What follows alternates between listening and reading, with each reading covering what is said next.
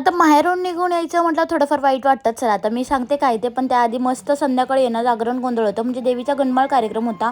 अगदी दिवटे नाचायला लावले होते ना, असे छान डान्स आम्ही सगळे बहीण भाऊ एकत्र आले की काय विचारूच नका. फुल टू जल्लोष गोंधळ घालत असतो.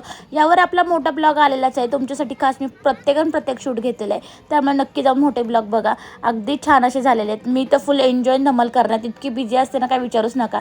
लोक काय म्हणतील याचा विचार करायचाच नाही. आपली लाईफ आहे त्यामुळे एन्जॉय तर करायचंच. त्यानंतर सगळे देव वगैरे आले होते. छान असा सगळा कार्यक्रम अगदी छान पार पडला.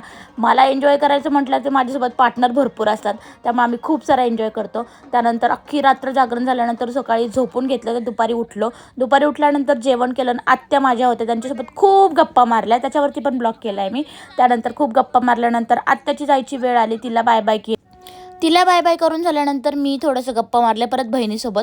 तिच्याशी गप्पा मारून थोडीशी पुरणपोळी खाल्ली भूक लागली म्हणून. त्यानंतर माझी जायची वेळ आली तर मी छान आवरलं आणि निघाले. सगळ्यांना जाताना माहेरवरून सगळ्यांना विचारून बाय बाय करत सगळ्यांना निघाले. पाय तर ओढवत नव्हता पण जायचं होतं. मुलांची स्कूल होती.